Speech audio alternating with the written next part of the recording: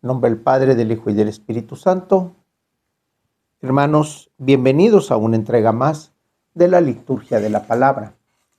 Hoy, martes 11 de enero del año 2022, martes de la primer semana del tiempo ordinario. El color litúrgico es verde, las lecturas son del ciclo C.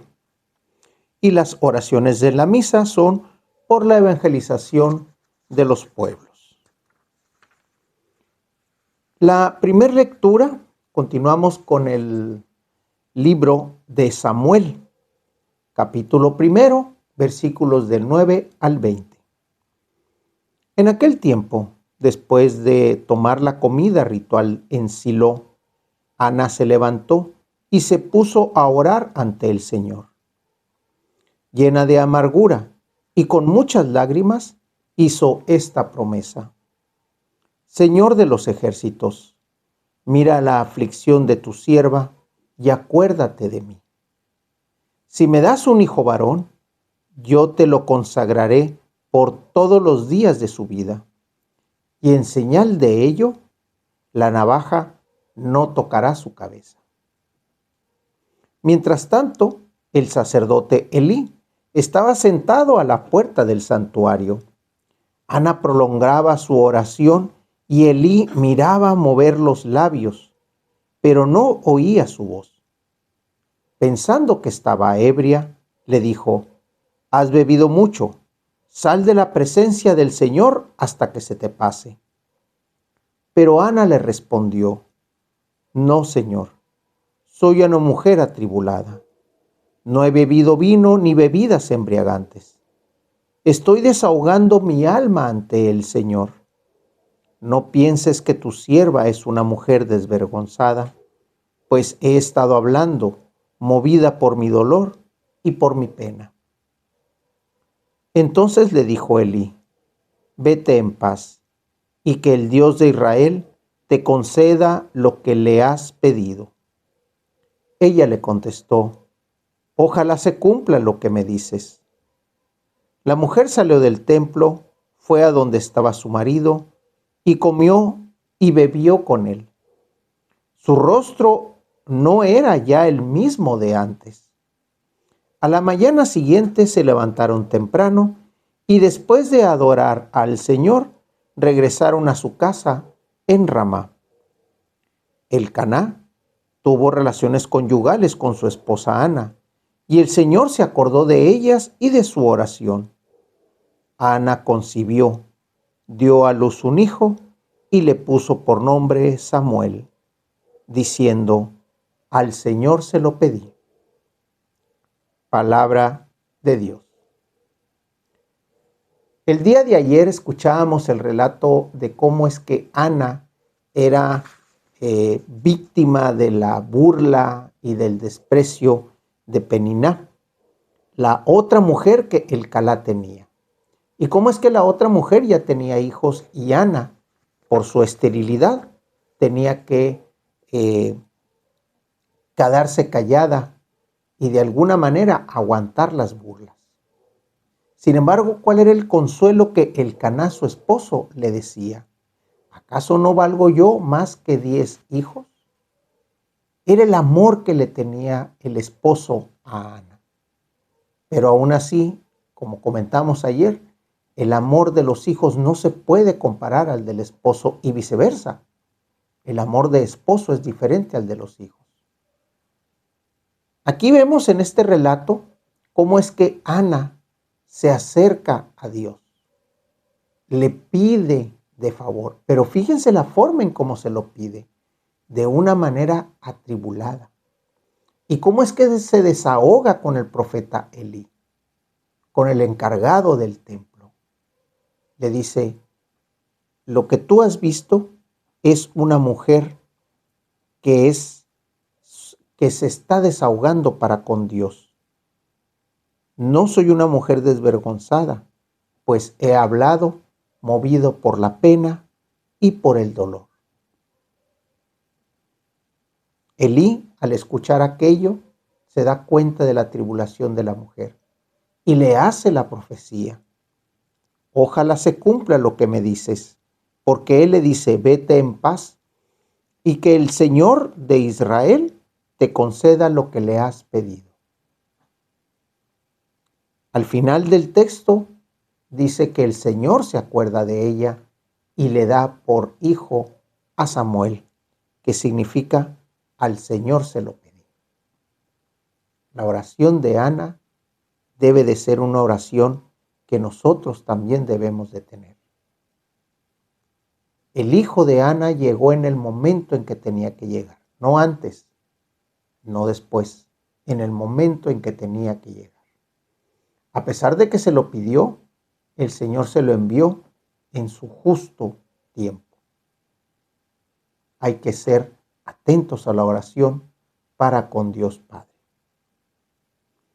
Del Evangelio escuchamos al evangelista Marcos, capítulo 1, versículos del 21 al 28. En aquel tiempo llegó Jesús a Cafarnaúm y el sábado siguiente fue a la sinagoga y se puso a enseñar. Los oyentes quedaron asombrados de sus palabras, pues se enseñaba como quien tiene autoridad y no como los escribas. Había en la sinagoga un hombre poseído por un espíritu inmundo que se puso a gritar: ¿Qué quieres tú con nosotros, Jesús de Nazaret? ¿Has venido a acabar con nosotros? Ya sé quién eres, el Santo de Dios. Jesús le ordenó: cállate y sal de él. El espíritu inmundo sacudió al hombre con violencia y dando un alarido salió de él. Todos quedaron estupefactos y se preguntaban: ¿qué es esto? ¿Qué nueva doctrina es esta? Este hombre tiene autoridad para mandar hasta a los espíritus inmundos y lo obedecen. Y muy pronto se extendió su fama por toda Galilea. Palabra del Señor. En estos pasajes, en estos versos del evangelista Marcos, podemos acentuar dos elementos muy importantes y muy interesantes.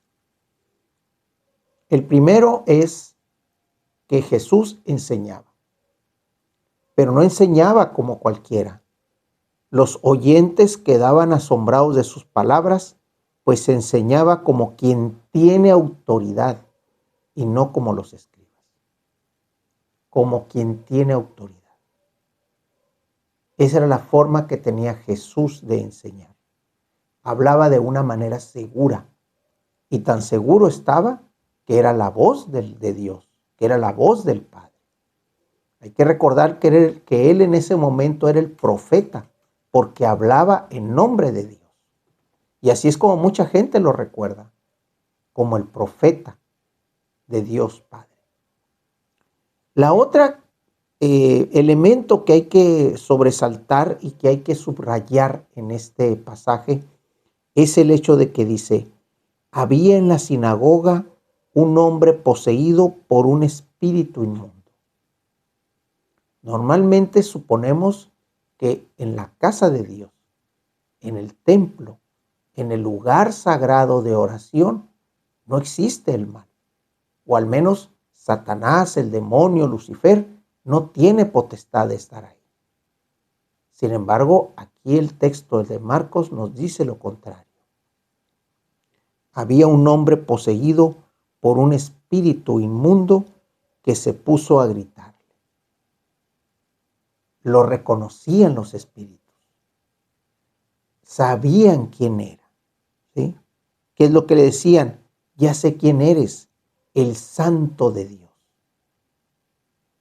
Jesús, en esa posición de autoridad, en esa posición de poseer la palabra de la verdad, le grita al espíritu, lo reprende, le dice: sal de ahí.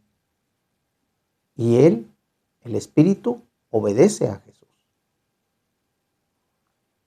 El hecho de encontrar al espíritu dentro de la sinagoga indica que muy probablemente dentro de nuestros círculos de comunidad, de nuestras comunidades eclesiales, dentro de esos lugares donde nos reunimos para orar, muy probablemente también esté Satanás ahí, causando algún tipo de temor, causando algún daño, porque no todos se entregan con ese amor, con ese fervor, con ese corazón para trabajar en las labores del Señor.